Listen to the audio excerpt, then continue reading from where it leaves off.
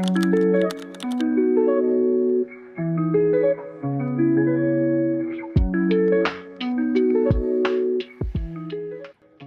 a massive gap between where my current drawing skills are and where I want to be, and it all starts with one technique.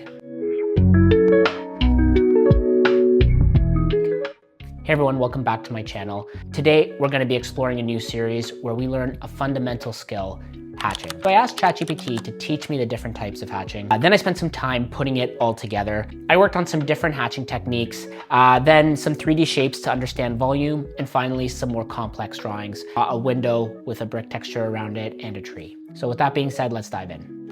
So first, we're going to start with parallel hatching. These are simple straight lines going in one direction. Keep them evenly spaced and consistent for flat surfaces, architectural drawings, or when you want a smooth, uniform tone. Next is cross-hatching. Start with your base layer of parallel lines, then add another layer going in a different direction.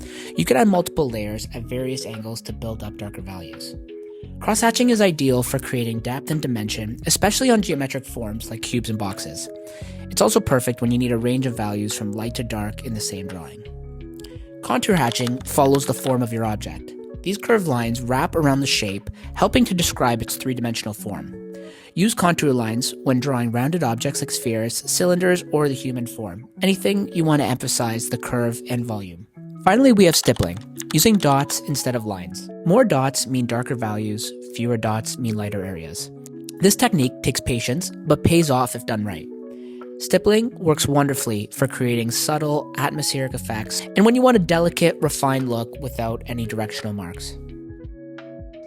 So now that we understand the fundamentals, we're going to apply these on three-dimensional shapes. I'm starting with the sphere using contour hatching.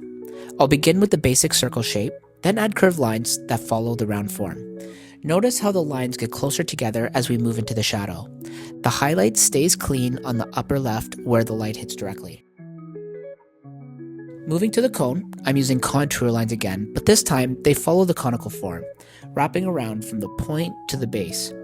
The lines curve and taper, describing how the form narrows.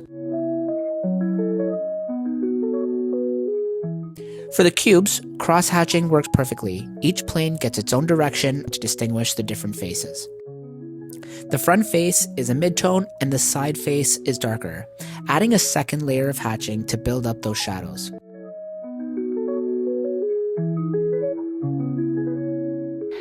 You can really start to see the form of the shapes by applying the contour lines as well as the cross-hatching. The key thing to think about here is the light source. The areas that are closer to the light will have little to no hatching, where the areas that are cast under a shadow will have a deeper and closer lined cross-hatching. Okay, so now let's put this into practice on some elements that I would be using on a day-to-day in my urban sketching. We're gonna be working on a window with a brick veneer surrounding it and a tree. So I'm kicking things off with the window frame, just setting up that classic rectangular shape and throwing in those cross dividers. Next up, we've got the bricks. I'm keeping each brick nice and rectangular, but mixing it up just a little bit to make them natural. I'll be using parallel hatching on the faces to get the bricks some texture. Now I'm going for some dense cross hatching to show how dark it is behind the glass, that the window is inset, and to identify the direction of the light. Now onto the tree. For the leaves, I'm creating these clusters loose to make the image seem more natural. The trunk then starts thick at the base and moves towards each cloud-like cluster with thinner branches. I'll use hatching in darker shades where the branches meet the leaves and in those interior shadows. And I'll use lighter tones on the edges facing the light. Now I don't need watercolor here, as you can see the form and value from the hatching, but I'm gonna add some anyway just for fun.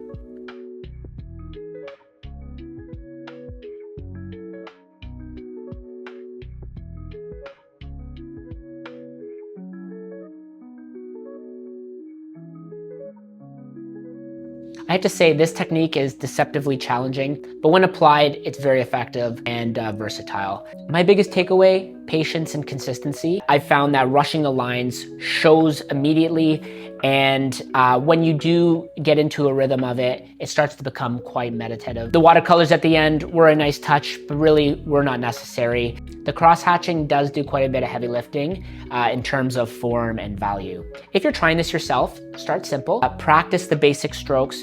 and then move into 3D shapes and more complex images. You'll be surprised how quickly it starts to click. Let me know in the comments if there's any other technique you want me to dive into a little bit deeper. Stippling perhaps. There's some artists that are fantastic and do all of their work in black and white and just use hatching to create their value. So I find this technique rather interesting, and I will be exploring it in the next 2 videos, as this is the first video of a 3-part series. And if you want to follow along my journey and you enjoyed this video, please like and subscribe. Thank you for watching, and I will see you at the next one. Keep drawing.